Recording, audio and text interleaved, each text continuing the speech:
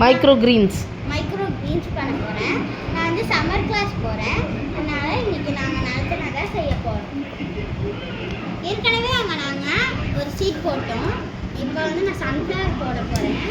இதுக்கு வந்து இந்த மண் வந்து சந்தையில் விற்பாங்க. சரி, ஓகே. பிளாஸ்டிக்கில் தான் செய்யணும்.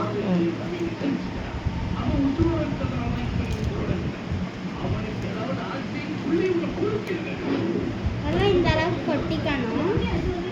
உங்களுக்கு எவ்வளோ அளவுக்கு வேணுமோ அவ்வளோ அளவுக்கு கொட்டிக்கோங்க.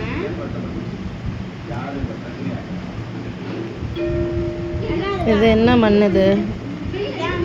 ஓ இந்த மாதிரி இதில் நல்லா இந்த மாதிரி ஓவரா நல்லா அழுத்தி விடணும். நல்லா அந்த பதத்தில் இப்படி அழுத்தி விடணுமா?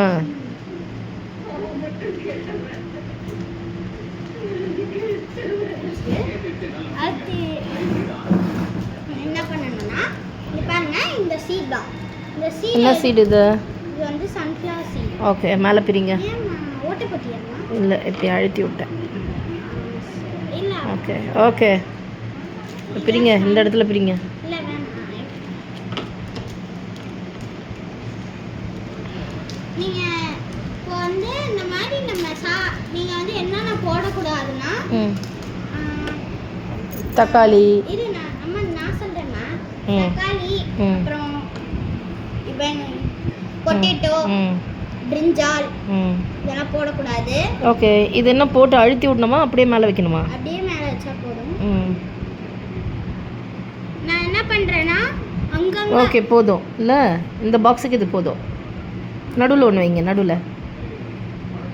ஓகே, எல்லாம் இப்போ வந்துருச்சா? இப்போ நான் என்ன பண்ணுறேன்னா தண்ணி, நீங்கள் பொதுவாகவே இந்த மாதிரி தண்ணி வேணாம். இது வந்து ஆர்வலை பிடிச்சது வேணாம். ஸ்ப்ரே பாட்டில் போயிட்டு எடுத்துட்டோம். எங்ககிட்ட ஸ்ப்ரே பாட்டில் இல்லை, அதனால நாங்கள் தெளிக்கிறோம். சம்மர் கிளாஸில் ஸ்ப்ரே பாட்டில் தான் கொடுத்தாங்க. நான் தான் வீட்டில் இப்போ போடுறேன். கொஞ்சமாக தண்ணி எடுத்துட்டு மேலேயே தெளிச்சு விடுங்க. அந்த மண் வந்து ரொம்ப இதுவாகணும், கீழே வெட் ஆகணும். ஓகே,